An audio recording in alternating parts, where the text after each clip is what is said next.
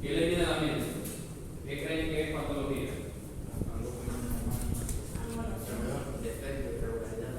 Pero desde el punto de vista patología. Estudio de nada. El organismo, modificaciones fisiológicas y morfológicas que afectan su funcionamiento. Exactamente. Es el estudio de todas aquellas alteraciones, tanto macro, que puedan ser visibles desde el punto de vista macro, como desde el punto de vista micro, que se producen como consecuencia de una enfermedad.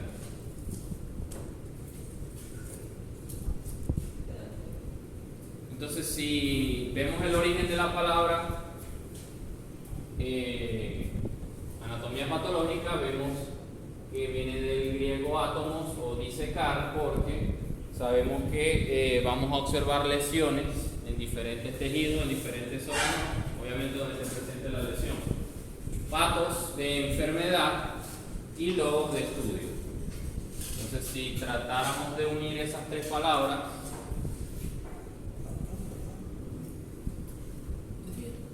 Se apagó la.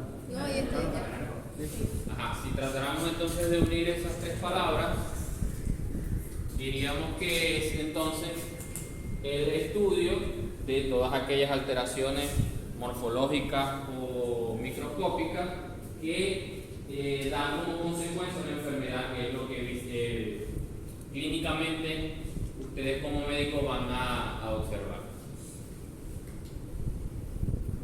Ya un concepto un poco más específico de lo que es anatomía patológica es el estudio de las lesiones morfológicas, como ya les venía adelantando, es el estudio de las lesiones morfológicas en células, tejidos u órganos que caracterizan a una enfermedad. Nosotros sabemos que estamos ante la presencia de una enfermedad porque cada una de las enfermedades, o cada enfermedad, mejor dicho, tiene su particularidad o su particular lesión.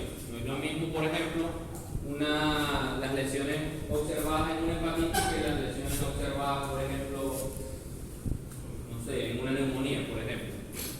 Entonces, dependiendo de la lesión que nosotros observamos, y esa, si la lesión está en hígado, por ejemplo, o la lesión está en pulmón, dependiendo de dónde esté esa lesión, es que eso se va a manifestar en el individuo. Si la lesión está presente, por ejemplo, en hígado, ¿cómo lo manifestaría el individuo? Pero clínicamente está ocurriendo o una ictericia. Si el individuo tuviese neumonía, ¿cómo lo visualizarían clínicamente? Disnea, por ejemplo. Entonces son todos esos cambios que ustedes van a ver en diferentes órganos, obviamente cuando estén haciendo la necropsia, y que desde el punto de vista clínico van a manifestar, valga la redundancia, un conjunto de signos clínicos que son consecuencia de la lesión de esos órganos. Por eso dice allí que trae consecuencias estructurales y funcionales y, por tanto, repercusiones en el organismo, porque si, por ejemplo, el hígado está lesionado o los pulmones están lesionados, el individuo no va a respirar bien, no va a llevar a cabo correctamente el intercambio gaseoso, y si, por ejemplo, es a nivel hepático, tampoco va a tener un funcionamiento adecuado. Comprende todos los aspectos de la enfermedad, fundamentalmente a nivel morfológico, como les decía, macro y micro. Puede ser que desde el punto de vista macro no haya ningún tipo de lesión. Macro, perfecto, no hay ningún tipo de lesión, como muchísimas veces ha pasado. Pero lo que tomamos la muestra de ese tejido y lo observamos al microscopio, vemos la lesión.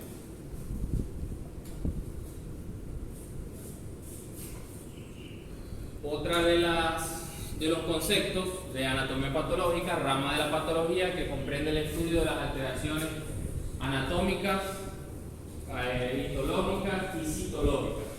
Cuando se refiere a anatómica, ¿a qué se refiere? Cuando hablamos de anatómico, ¿a qué se refiere? De las estructuras del cuerpo. Cuando hablamos de histológico, ¿a qué se refiere? Células, o tejidos, mejor dicho, tejidos. Y cuando hablamos de citológica, células de los diferentes órganos. Entonces, fíjense que la anatomía patológica puede abarcar tanto desde el punto de vista macro, a nivel orgánico como tal, de las diferentes estructuras orgánicas del cuerpo, como a nivel de tejido y a nivel de células ya, digamos, un poco más microscópico, más profunda la enfermedad, que permiten establecer causas, mecanismos y consecuencias del proceso de cualquier enfermedad. Por supuesto, como les decía, si nosotros tomamos una muestra de hígado o de pulmón que aparentemente se ve sana y lo observamos al microscopio y detectamos detectamos la presencia, no sé, por ejemplo, de una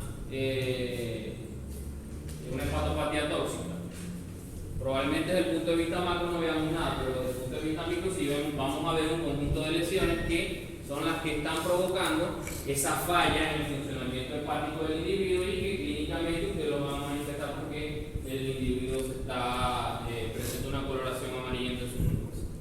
Es uno de los pilares fundamentales de la medicina y una disciplina básica e imprescindible para los médicos veterinarios, no solamente los médicos veterinarios, sino también cualquier profesional de la salud.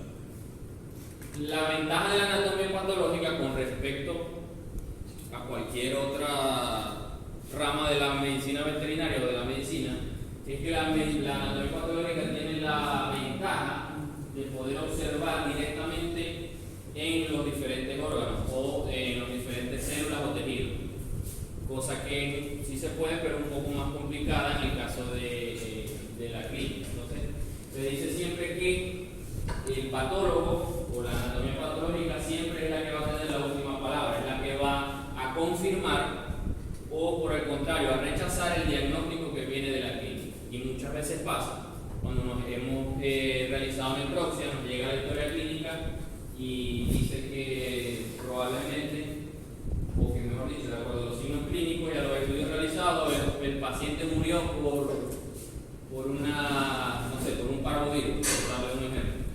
Cuando vamos a hacer la necropsia, vemos que el intestino estaba bien y que no había ningún parvovirus, que el problema era hepático, por decirle un ejemplo. Entonces, esa es la ventaja que tiene la anatomía patológica, que como nos va a permitir adentrarnos dentro del cadáver, en el caso ya de la necropsia, vamos a tener la capacidad de confirmar o de, por el contrario, descartar el diagnóstico con que viene de la clínica.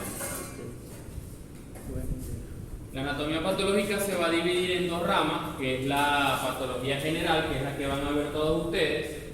Se encarga del estudio de las reacciones básicas de los diferentes órganos, tejidos o células, que es en sí la materia que vamos a ver, y los cambios adaptativos a esos estímulos. Y la patología sistémica ya es un poco más específica, como su nombre lo indica, sistémica, va a estudiar las respuestas específicas por sistema.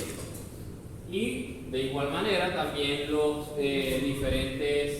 las diferentes consecuencias observadas producto de las lesiones y las alteraciones observadas, pero en cada sistema. Nosotros aquí no vamos a estudiar por sistema, sino que vamos a enfocar la cátedra o la unidad curricular de manera general. Cuando yo estudiaba, antes de que se hiciera la modificación del pensum, yo vi patología sistémica y se dividía, digamos, la unidad curricular se dividía en sistema cardiorrespiratorio, sistema digestivo, sistema nervioso, y dentro de cada uno de los sistemas pues se veían todas las enfermedades o las lesiones más comunes. En este caso ustedes van a ver la patología general, que si me lo preguntan es muchísimo más fácil que la sistémica, porque como su nombre lo indica, va a abarcar o se va a estudiar de manera general las diferentes reacciones morfológicas y fisiológicas. Es importante que conozcan desde ya y que se graben estos términos porque son términos muy básicos y que vamos a usar desde hoy hasta que ustedes mueran, porque ya después de graduado van a seguir escuchando esos términos. Y es importante que lo conozcan porque muchas veces les pregunto de la etiología de la enfermedad y no saben a qué les estoy hablando. Entonces quiero que por favor desde hoy tengan muy claro cada uno de los conceptos. Etiología, ¿qué es etiología? Ya ahí tienen causa, pero ¿quién me puede ampliar un poquito ese concepto? El origen de la enfermedad. Es el origen de la enfermedad. Patogenia, dice que es el mecanismo de su desarrollo, pero ¿quién me amplía qué es eso? Cómo paso a paso la enfermedad va avanzando hasta que va generando las diferentes lesiones o alteraciones a nivel morfológico y desde el punto de vista clínico. Cambios morfológicos, no hay mucho que ahondar ahí, son alteraciones estructurales inducidas en las células y órganos del cuerpo. Viene desde la parte más pequeña del organismo, que son las células. Hay cambios en la estructura de las células célula, cambio en la estructura del tejido, cambio en la estructura del órgano y por supuesto eso va a provocar una manifestación clínica. Y el significado clínico, que son las consecuencias precisamente de esas alteraciones o de esas lesiones que se generan en las células o en los tejidos. Aquí un conjunto también de términos básicos que es necesario que tengan claro. Yo eso no lo voy a preguntar en el examen porque al fin y al cabo eso va a estar allí. Pero sí quiero que lo comprendan, no que se lo aprendan de memoria. Como les digo, no les voy a preguntar qué es salud, qué es enfermedad. No les voy a preguntar eso. Entonces, salud es un delicado equilibrio funcional, bioquímico, metabólico, molecular, incluso mental también, de los diferentes componentes biológicos de un sistema orgánico y se acompaña, por supuesto, de una sensación de bienestar. Si el individuo presenta ese equilibrio bioquímico, metabólico, molecular, morfoestructural y mental, que no está allí, pero también es importante ese aspecto, pues el individuo va a estar en una sensación de bienestar, como a lo mejor estamos aquí la mayoría. Enfermedad es lo contrario, una modificación de ese equilibrio. Es decir, que ese equilibrio, bien sea bioquímico, metabólico, molecular, morfoestructural o mental, se ha perdido. Y esto va a generar como consecuencia alteraciones morfoestructurales que se acompañan con una sensación de malestar y que visiblemente lo vamos a poder observar con un conjunto de síntomas o signos dependiendo del órgano o el tejido afectado. Y etiología, ya ustedes lo definieron, que es la causa de la enfermedad, son los factores o agentes que van a provocar esa lesión, que van a provocar esa alteración a nivel de la célula o a nivel del tejido.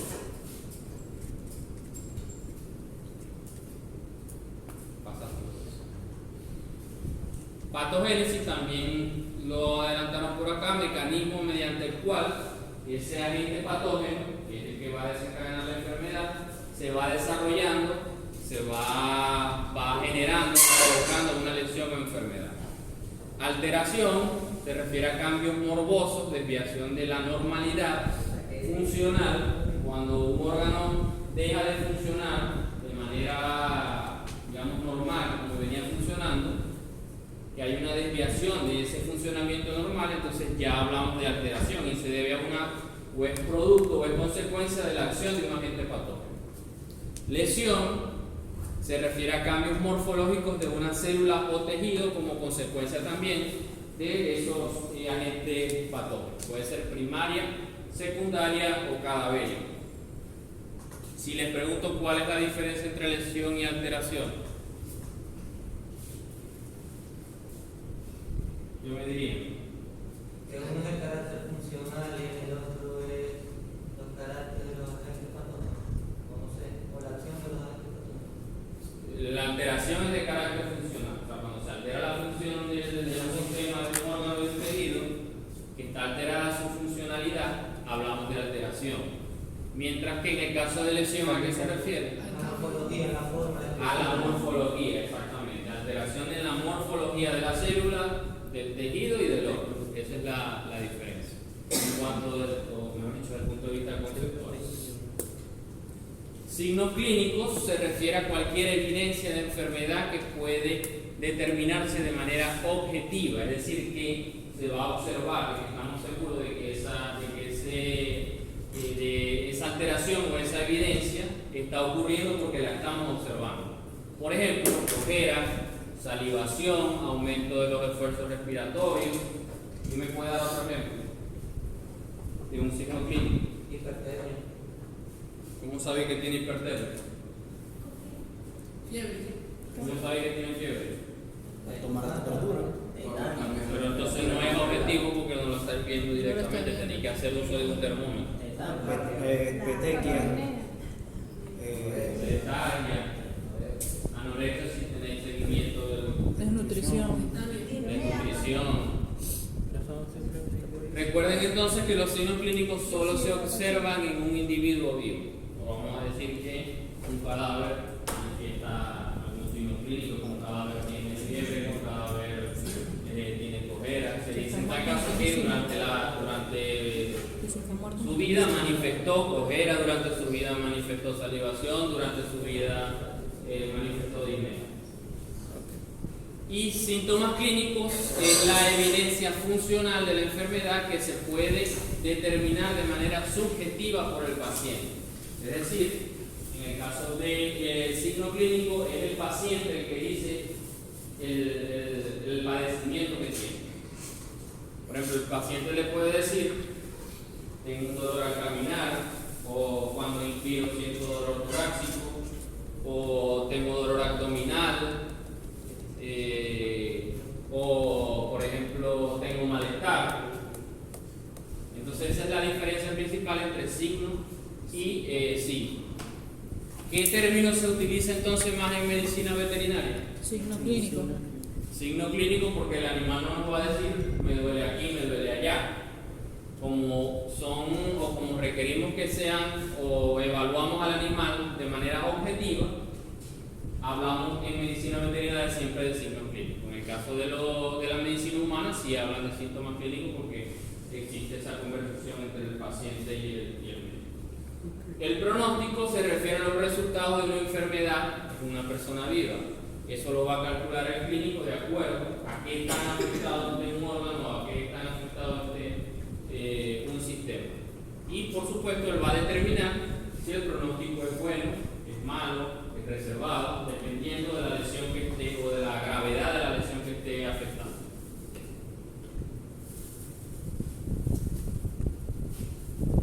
En caso del otro término que es diagnóstico, es la determinación de la naturaleza de una enfermedad expresada de manera concisa. Por ejemplo, si me da un ejemplo de diagnóstico o de un tipo de diagnóstico, él lo tiene.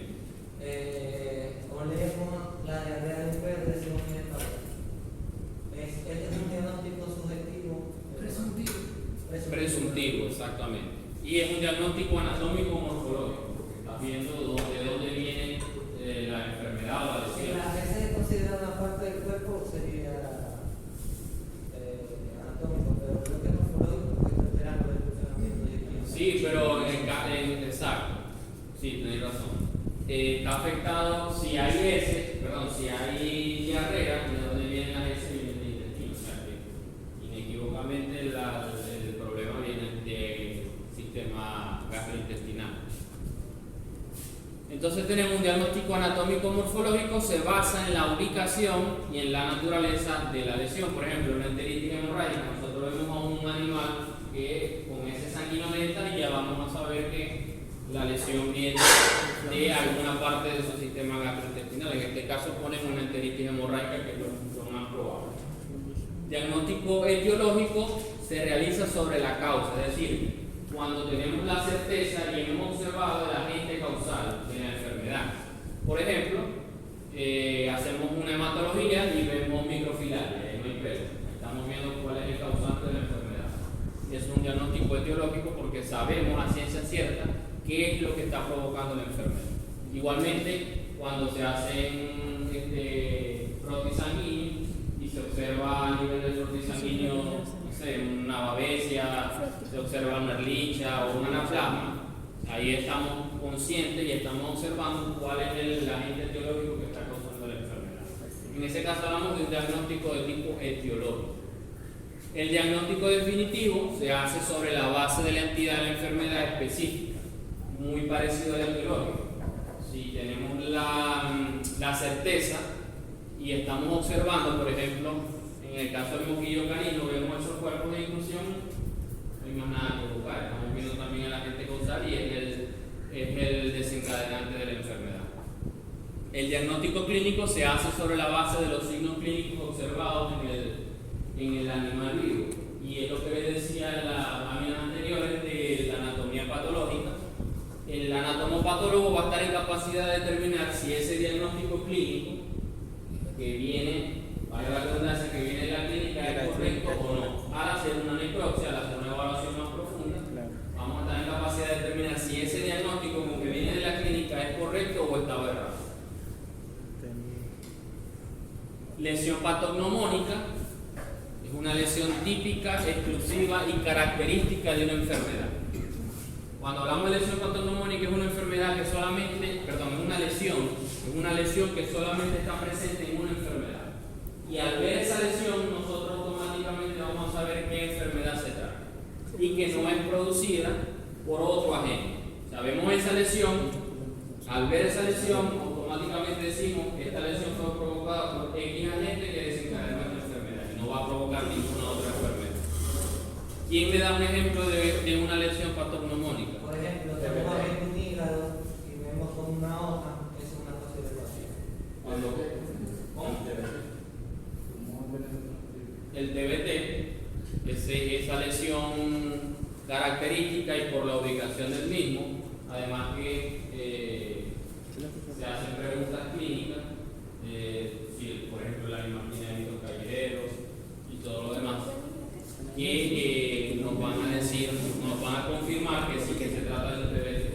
Pero más allá de saber si el animal sabe o no, nosotros al ver la lesión automáticamente sabemos que se trata de un TBT. Lo confirmamos con una citología, pero se trata de un TBT. Como me hablaste de la fasciola, en el caso de la fasciola estáis viendo el agente. O sea, no estáis viendo tanto la lesión, obviamente se ve la lesión, pero no me estás hablando del agente. Si no vieras el agente e hicieras cortes sanitarios en el hígado y vieras los canales, ahí sí. Bueno, los canales que dejó la fasciola cuando se fue desplazando por los canales biliares y provocaron esa lesión que es exclusiva de la fasciola.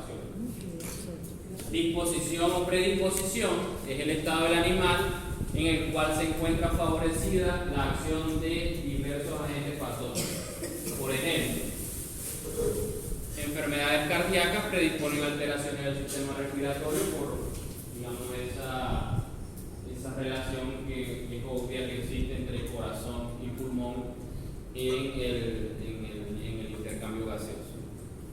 Puede deberse a factores heredados también. ¿Quién me da otro ejemplo de disposición o predisposición?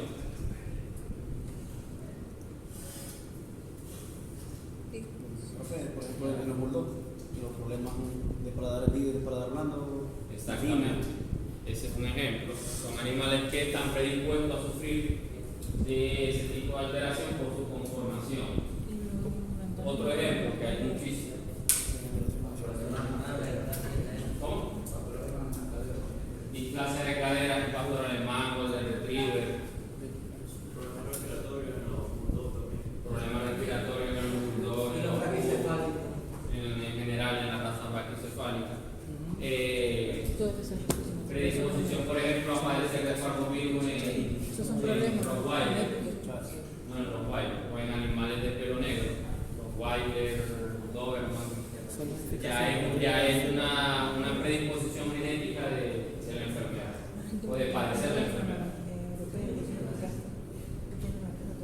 Constitución es el modo de ser de un individuo en determinado momento de su vida, está determinado obviamente por la carga hereditaria, son sus padres los que les van a transmitir por supuesto esa carga hereditaria y que también va a ser o a estar predispuesta o va a tener efecto, mejor dicho, sobre o como consecuencia de los influjos ambientales. La constitución está determinada por la predisposición, la inmunidad, la hipersensibilidad y la resistencia. Por ejemplo, un animal se dice que es de constitución débil o constitución fuerte. ¿Quién me da un ejemplo de un animal de constitución débil o de constitución fuerte? De acuerdo a todo eso que vimos, a la predisposición, a la inmunidad, a la hipersensibilidad, a la resistencia. Bueno, ese es el corte que es la constitución fuerte. Exactamente, estamos adaptados a las condiciones de este medio, del trópico, y es un animal de una constitución mucho más fuerte si lo comparamos, por ejemplo, a este nivel con un bol.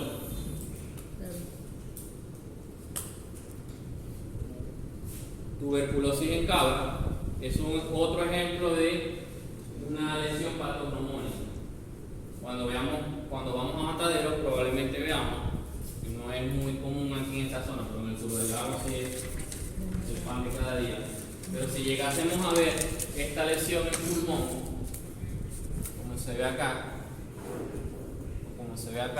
es como si fuese un queso ricota, sin hacer ninguna otra evaluación y nosotros ver esa lesión, automáticamente sabemos que se trata de una tuberculosis, sin hacer más nada. Vemos la lesión así tal cual como está allí, eso es tuberculosis, y no tenemos hacer ningún otro estudio, ninguna otra evaluación. ¿Por qué? Porque son lesiones que solamente provoca esa enfermedad. ¿Cómo se denominan las enfermedades? ¿Cómo vamos a determinar el nombre de la enfermedad? De acuerdo a los siguientes tres sufijos. Itis, cuando hablamos de inflamación; osis, cuando hablamos de degeneración; oma, cuando hablamos de neoplasia benigna. Entonces, diferente a estos conceptos que están acá, o a estas enfermedades que están acá, ¿quién me da un ejemplo de cada uno? Otitis. Otitis, ¿qué? Inflamación del pan del canal político. Colitis, ¿vieron por allá qué es? Colo. ¿Quién me da un ejemplo de una degeneración? La que termina en osis. Artrosis, esclerosis. Ejemplo de oma, y antes que me vayan a decir una neoplasia benigna, no me vayan a decir linfoma, porque es una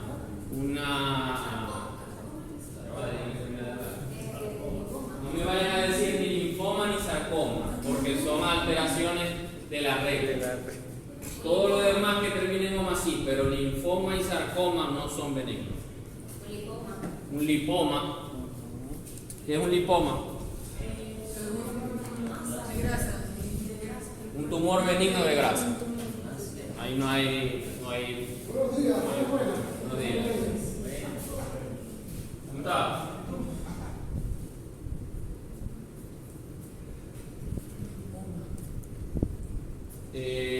Entonces, bueno, acá tenemos otro ejemplo: hepatitis, inflamación del hígado; artrosis, degeneración de articulaciones; y aquí dice linfoma, pero en el caso del linfoma, a pesar de que termine en oma, no es una neoplasia benigna, es maligna, igual que el sarcoma. Por último, se debe configurar en el nombre de la enfermedad tanto el tipo de evolución correspondiente como la etiología conveniente. Por ejemplo, hepatitis aguda, hepatitis crónica, dependiendo del tiempo de evolución que la enfermedad tenga. ¿Qué sería eso? Una dermatitis. ¿Qué más pudiésemos decir? Bacteriana. ¿Qué más? De acuerdo al tiempo de evolución. Severa. Aguda, porque vemos ahí que hay pus y hay secreción purulenta. Esa es otra forma de describir la enfermedad. Podemos decir una dermatitis purulenta aguda bacteriana. Húmeda también se puede decir por el aspecto que tiene la lesión. Entonces, lo que quiero decir aquí es que cuando ustedes vayan a, tanto en el examen como en el resto de su vida profesional, cuando ustedes vayan a describir una lesión, ustedes la van a decir con nombre y apellido. Dermatitis bacteriana, aguda, severa, húmeda. O sea, todo lo que ustedes puedan describir en la enfermedad, de manera tal que cuando la otra persona lea lo que ustedes describieron, se haga una imagen visual de lo que ustedes describieron. O sea, que la idea es que lo que ustedes vieron quede descrito tan bien que la persona que lo lea se haga la misma imagen que ustedes vieron. Otro ejemplo, melanoma cutáneo, que es esto que está acá. Fíjense que, a pesar de que termine en oma, no es benigno, es maligno. Y esteatosis hepática. ¿Qué es esteatosis? Si sacamos si desglosamos la palabra esteatosis. Inflamación del hígado. No, inflamación termina en Itis. osis, es degeneración. ¿Y estiato a qué se refiere? A grasa. Entonces, ¿qué sería? Degeneración grasa del hígado. Exactamente. Y así tienen que hacer ustedes cuando vean las palabras, piensa que terminen en itis, en osis o en oma, ustedes tienen que mentalmente hacer el desglose de la palabra para ver a qué se están refiriendo. Principios de causalidad es el estudio de la relación etiológica entre la exposición y la aparición secundaria de algún síntoma. Los efectos pueden ser benéficos o pueden ser perjudiciales. ¿Quién me da un ejemplo de un efecto benéfico ante la exposición ante la exposición a un agente etiológico? En caso de que sea superado por una cierta inmunidad, esa infección. ¿Qué otro ejemplo? Muy parecido a este. ¿Cómo? No, benéfico.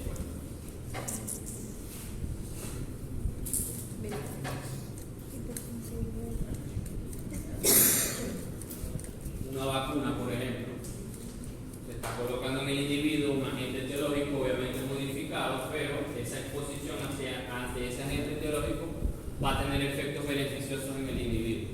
Y también puede tener, por supuesto, efectos perjudiciales cuando se ponen directamente a un agente patógeno, puede generar enfermedad, protección, como les decía en el caso de las vacunas, puede provocar complicación que puede llevar hasta la muerte, o como nombraban acá,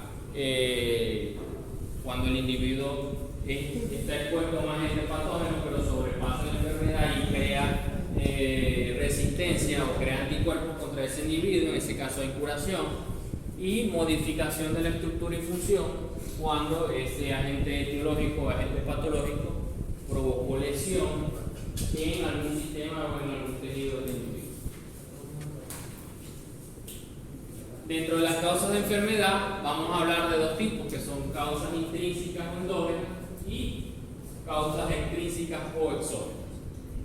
En este caso, las causas intrínsecas o endógenas, como su nombre lo indica, son causas que son propias del individuo, de la constitución del individuo, del material genético del individuo. Por ejemplo, causas hereditarias dadas por alteraciones en el código genético, es decir, esas alteraciones que se transmiten de padre o de madre a hijo, por ejemplo, en el caso de la ictiosis, la hemofilia, causas congénitas que se producen por alteraciones o lesiones durante el desarrollo embrionario o fetal, por ejemplo, deformidades, fallas en la formación de miembros u órganos, cardiopatía, o sea, cualquier alteración durante esa fase de formación, bien sea en fase embrionaria o en fase fetal.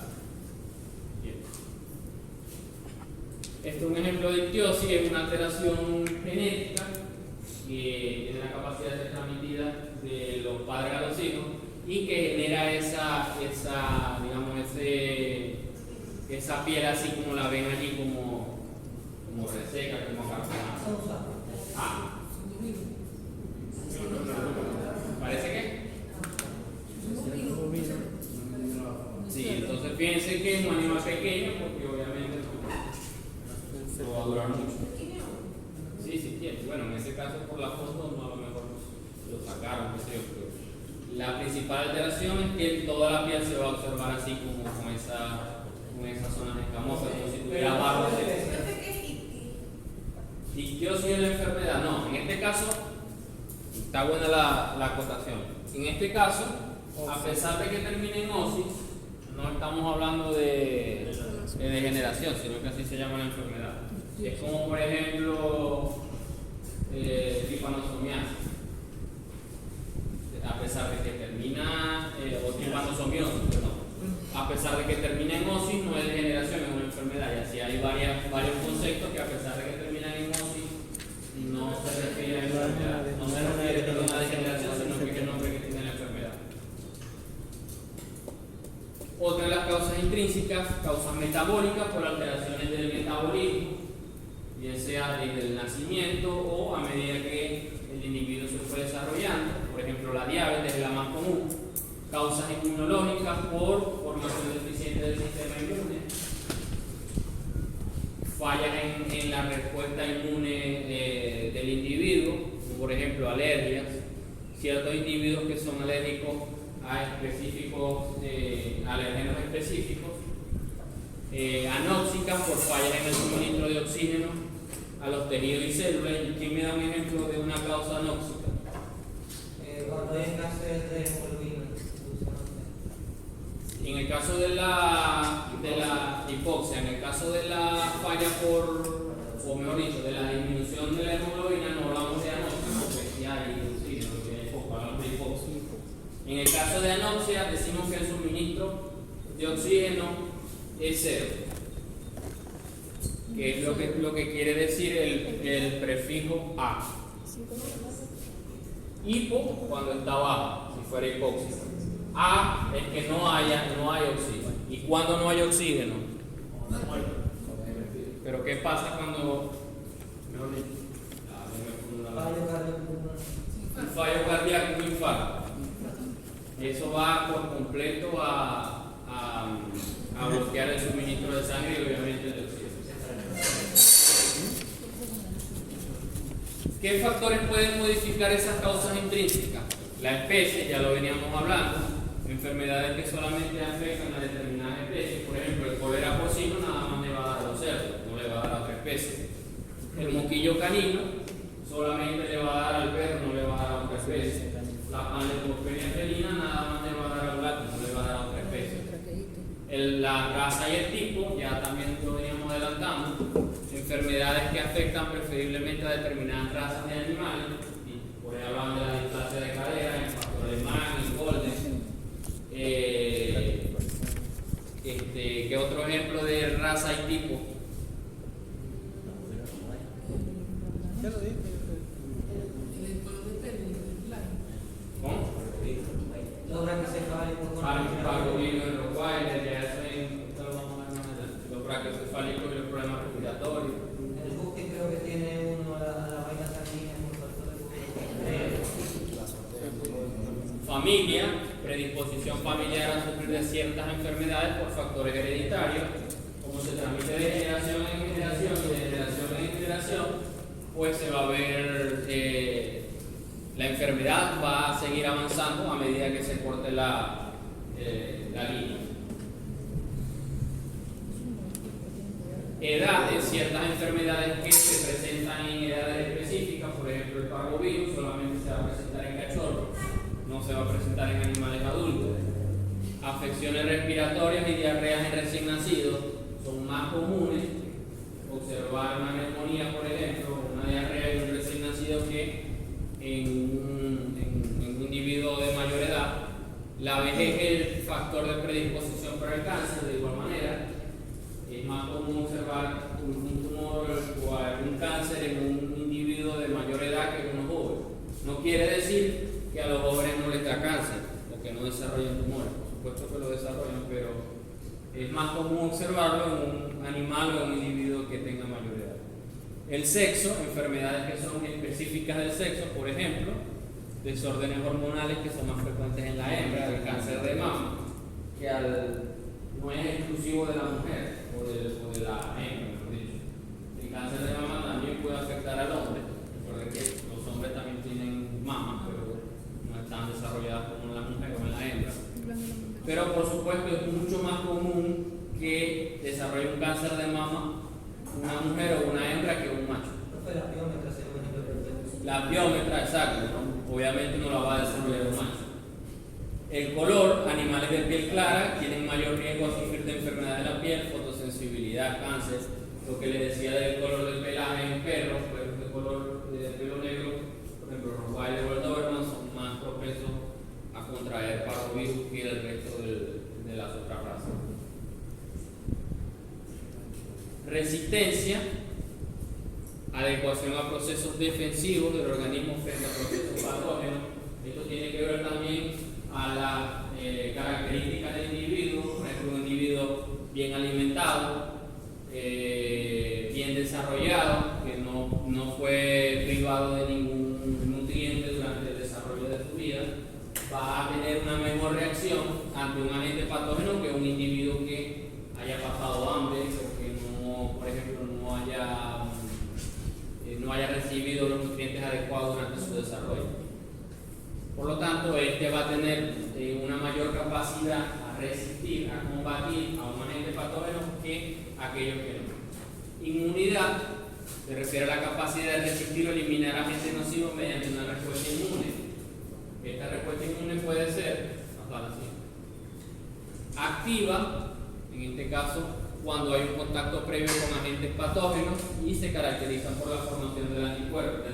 Es decir, el individuo tiene contacto con un agente patógeno crea resistencia contra ese agente patógeno y produce anticuerpos. Para que la próxima vez que el individuo se enfrente a ese agente patógeno, esos anticuerpos van a atacarlo directamente, sin que genere ningún tipo de enfermedad. O sea, genera enfermedad la primera vez, pero ya el individuo crea resistencia, crea una memoria, crea anticuerpos que son específicos contra ese patógeno, y posteriormente, cuando ya vuelvan a enfrentarse a ese agente patógeno, esos anticuerpos van a salir a combatir. La pasiva, caracterizada por la adquisición de anticuerpos maternales a través del calostro o de la barrera placentaria de forma natural o mediante la inyección de anticuerpos obtenidos por otros animales, es decir, mediante la vacunación. Esto hace que el animal sea más resistente con la enfermedad. Obviamente, si ese animal es vacunado, va a tener una mayor resistencia si lo comparamos con un animal que no esté vacunado, porque ya está expuesto o ha sido expuesto a ese agente patógeno que fue modificado con la finalidad de que el individuo reconozca ese agente, produzca anticuerpos contra ese agente, pero que el agente no provoque enfermedad en él. Y también en el caso de los anticuerpos maternales a través del calostro, todo ese conjunto de anticuerpos que la madre le transmite a su cría a través de la leche o la primera leche. ¿Cuáles son las causas de enfermedad extrínsecas? Todo lo que veíamos ahorita son causas intrínsecas, o sea, propias del individuo, de la constitución del individuo. Ahora vamos a ver causas extrínsecas, es decir, causas que no tienen que ver propiamente con el individuo, sino que tienen que ver con el ambiente que rodea al individuo. Tenemos agentes físicos, estos pueden ser mecánicos, térmicos o radiación, agentes químicos, ácidos, álcalis, venenos, metales, hongos, virus, bacterias, priones, en el caso de los biológicos, inmunológicos, reacción antígeno-anticuerpo. Vamos a ver cada una de ellas más adelante. De origen alimentario, hambre, sobrealimentación, todos los extremos son malos, tanto si el individuo pasa hambre como si es sobrealimentado. Sed, avitaminosis, hipovitaminosis o hipervitaminosis, deficiencia de minerales o oligoelementos. De origen físico, traumático, hipertermia o hipotermia, por presión atmosférica, por el clima, golpe de calor, electricidad, por ejemplo un rayo, radiaciones ultravioletas, radiaciones gamma. De origen biológico, hongos, virus, bacterias, priones, parásitos. Y de origen químico, tóxicos, metales pesados, algunas plantas tóxicas, incluso medicamentos que son tóxicos en una especie y en otra no. ¿Qué significa el prefijo A? Ausencia. Y vitaminosis, bueno, vitaminas. O sea, ausencia de vitaminas. Un individuo que no se le suministró vitaminas en su dieta. Hipovitaminosis, que se le suministra vitamina pero en bajas cantidades. E hipervitaminosis, exceso de vitaminas. Pero puede haber enfermedad por exceso de vitamina. Por ejemplo, si vos das exceso de vitamina D, se va a empezar a calcificar los tejidos rojos. No, se empiezan a calcificar, por ejemplo, se empieza a calcificar la arteria aorta, se empieza a calcificar el corazón. Por exceso de vitamina D se calcifica. Causas de enfermedades intrínsecas, bueno, ya las venía nombrando, nutricionales, por variación en la dieta, disturbios alimenticios, dietas mal balanceadas, con exceso de deficiencia de algún mineral o con exceso de deficiencia de alguna vitamina. Físicas, atribuibles a fenómenos de naturaleza y de la materia que lo compone. Dentro de las físicas tenemos traumatismo, producido por la acción de agentes mecánicos que ejercen un efecto de tracción o de presión.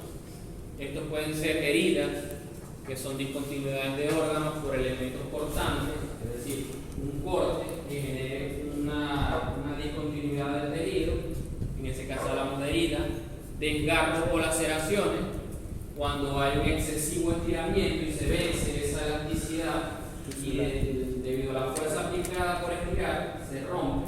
En ese caso hablamos de un desgarro o laceración muy común observado en tejido muscular, sobre todo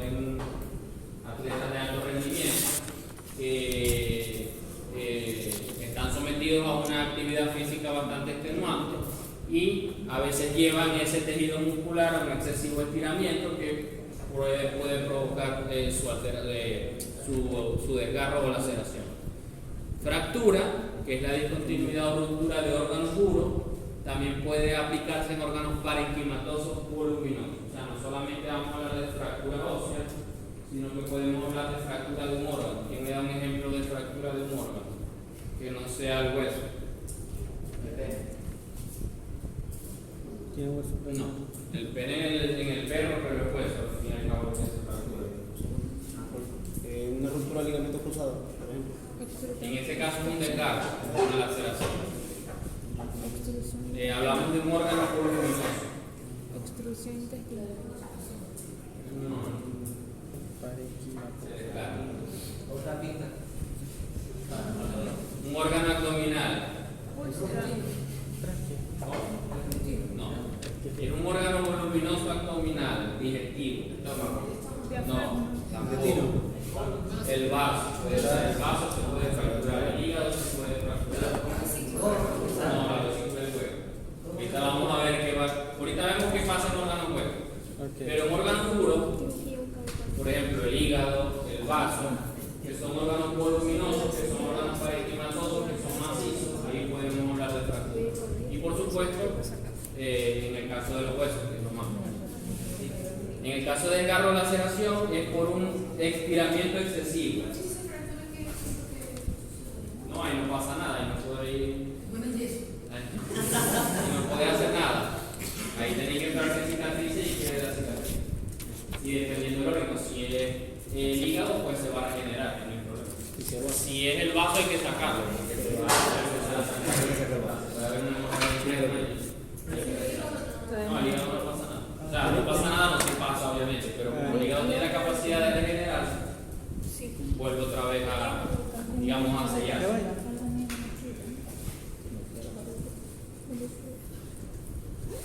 El ejemplo más básico de una fractura ósea, pero recuerden entonces que les dije que no solamente los huesos se fracturan, también órganos parenquimatosos duros. Siguiente. Aquí otro ejemplo de fractura. ¿Qué es esto? Columna, y aquí está la fractura. Siguiente. Otros ejemplos de trauma: contusión, que es el magullamiento del tejido por acción de objetos romos, que determina la ruptura de vasos capilares sin discontinuidad. Es decir, que hay un golpe, no se rompe el tejido, pero los vasos sanguíneos que están formando parte del tejido sí se van a romper. Se forma un hematoma, exactamente. Porque el golpe es tan fuerte que los vasos capilares que están en el sitio donde se ocurrió el golpe se rompen y obviamente va a ocurrir una hemorragia, se va a liberar la sangre. Pero no es tan fuerte como para que se haya roto el tejido. Contusión, que es diferente de contusión. Fíjense que hablamos de contusión con T y aquí hablamos de conclusión con C. Es la pérdida del conocimiento por un trauma cráneoencefálico. Es decir, un golpe severo a nivel de la cabeza que genera que el individuo quede inconsciente. Sin discontinuidad tisular. Es decir, solamente hay un golpe, el golpe genera que el individuo quede inconsciente y posteriormente el individuo reacciona.